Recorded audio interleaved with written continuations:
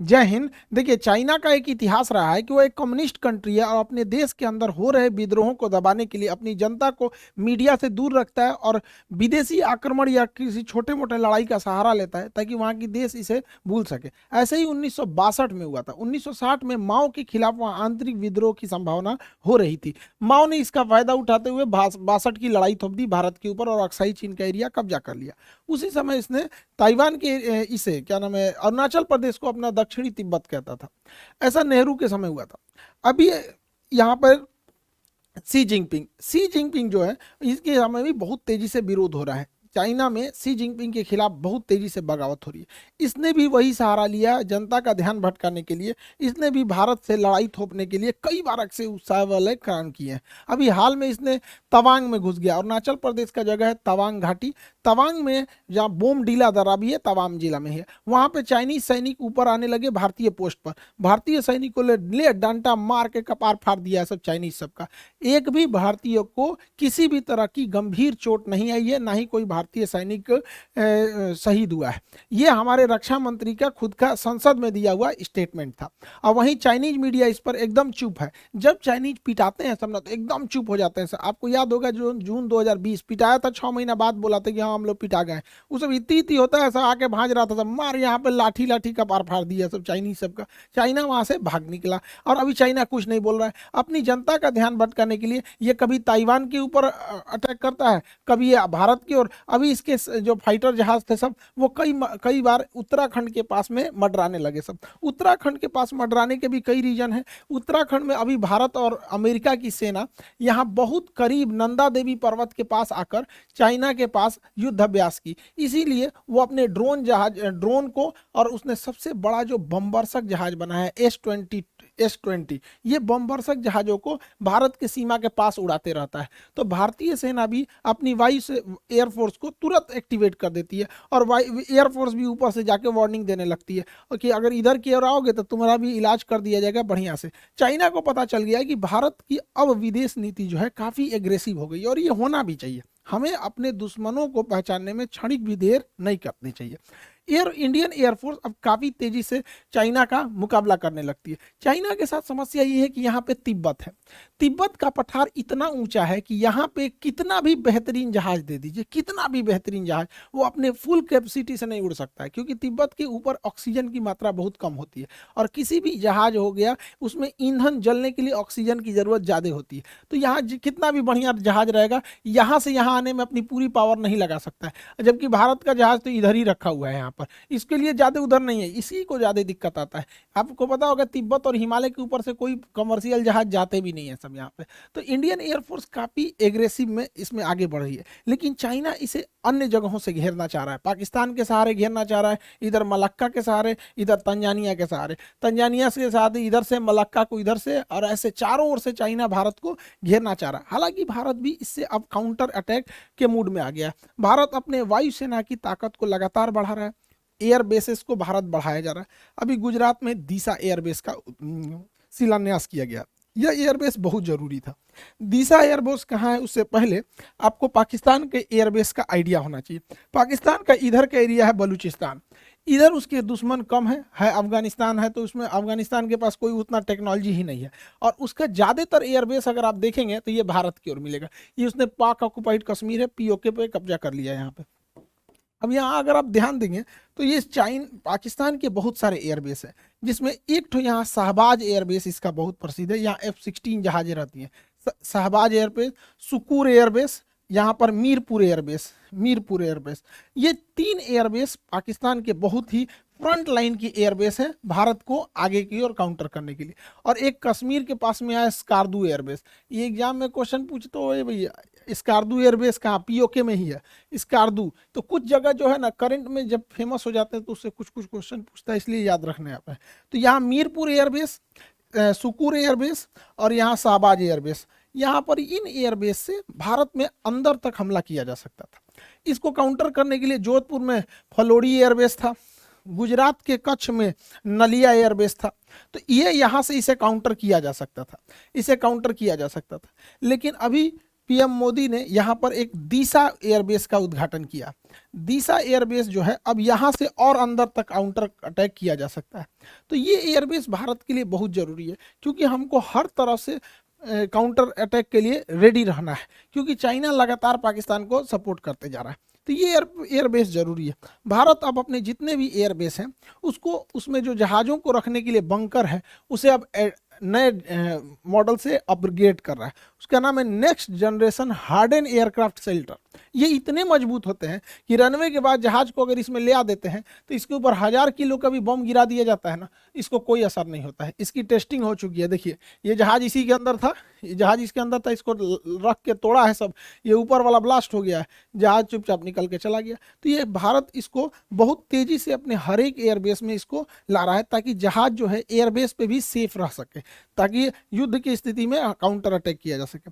भारत इसको बहुत भली भांति से समझ गया है कि अब हम लोगों को एग्रेसिवली आगे बढ़ना पड़ेगा, क्योंकि चाइना लगातार हमें घेरते आ रहा है।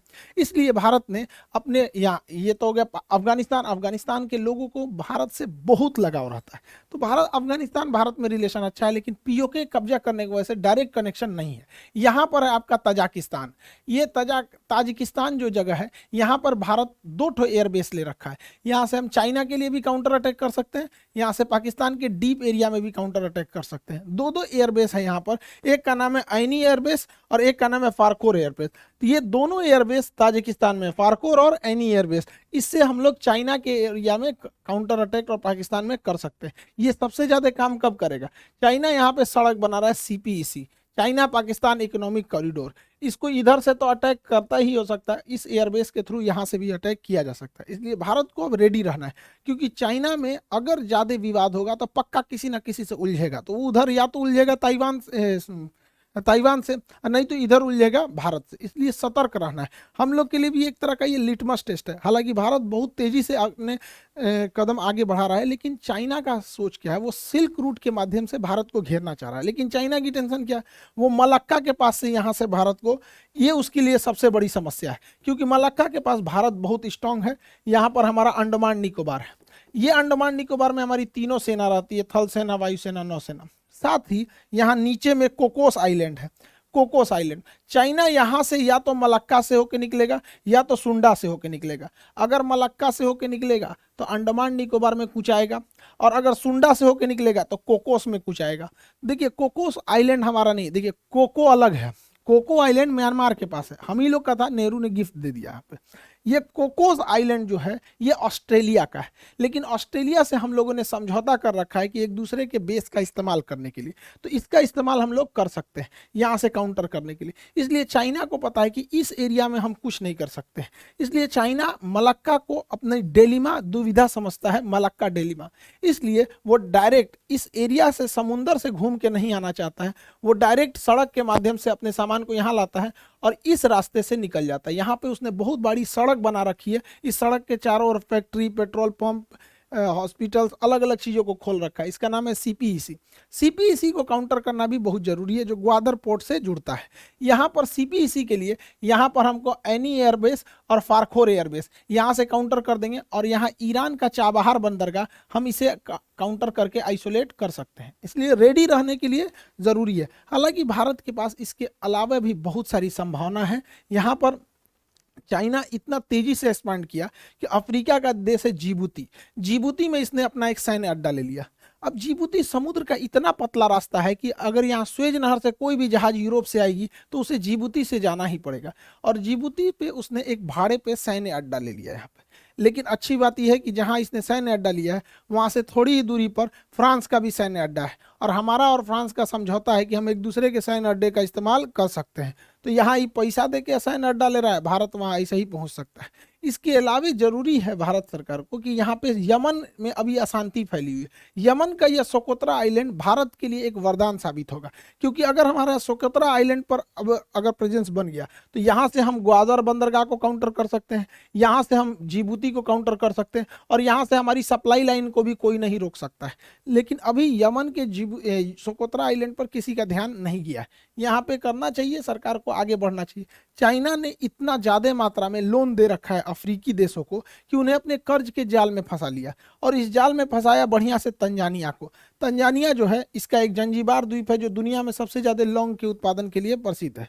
तंजानिया के सभी समुद्री तटों को चाइना मांग रहा है कि हमको दे दो लीज पे, ये सारे समुद्र तट पे हम अपने बंदरगाह बनाएंगे। और आपको पता है कि चाइना अगर बंदरगाह बना दिया तो वहां अपनी पनडुब्बी नौसेना की जहाजों को लाएगा। हम लोगों की लाख कोशिशों के बावजूद चाइना का जहाज यहाँ पर अपना लंगर डाल ही दिया। इसलिए इसे काउंटर करने के लिए भी भारत के पास कई सारे द्वीप हैं। सेशेल्स का द्वीप एजम्पशन आइलैंड, जिस पे भारत अपना मतलब बेस बनाने वाला है, सेशेल्स में यहाँ पर है। मॉरिशस में एग्लीगा द्वीप है। ये दोनों द्वीप यहाँ से काउंटर अटैक के लिए यहाँ पर अवेलेबल हो सकते हैं। तो कहने का सेंस ये है कि भारत को पहले से अब रेडी रहना चाहिए, क्योंकि चाइना में जहां उथल पुथल होगा तो सी जिनपिंग अपने देश की जनता का ध्यान अपने ओर से हटाने के लिए वो कि या तो ताइवान की ओर हमला करेगा या तो फिर भारत की ओर। हालांकि भारत की ओर करेगा नहीं, अब उसको पता है कि 62 नहीं रह गया, यहाँ पे आदमी दौड़ा के मारेगा उसको। हालांकि युद्ध में अब अगर देखेंगे तो वर्तमान परिदृश्य में कई सारी चीजें चेंज हो गए हैं। यूक्रेन युद्ध में ड्रोन ने पूरी तरह से कंप्लीट सिनेरियो को ही चेंज कर दिया।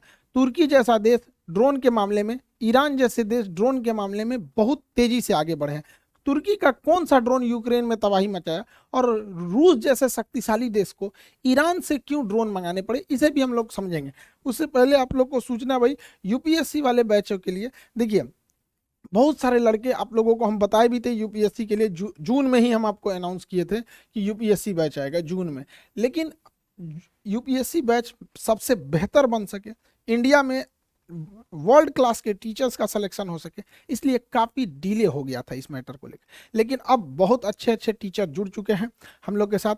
हिस्ट्री के लिए मणिकांत सर हैं, आपके पॉलिटी के लिए राजेश मिश्रा सर हैं, और भी बहुत सारे टीचर हैं हम लोग के। एक एक करके अब हम लोग सबके बारे में जानते चलेंगे। यहाँ पर यूपीएससी के बैच में जितने लड़के इनरोल नहीं हो पाए थे, अब आप लोग इनरोल हो जाएंगे, ताकि जो लड़के ऑलरेडी एप्लीकेशन में पढ़ रहे हैं वो इनरोल हो चुके हैं। तो यूपीएससी वाले बच्चे आप लोगों के लिए बहुत कम में फी है, 7500 में। ये हो सकता है कि कुछ 8000 के आसपास या फिर इसी में रहेगा, इतना फीस है। सबसे कम फी, एकदम क्वालिटी वाइज सबसे बेहतरीन रखा गया इसको।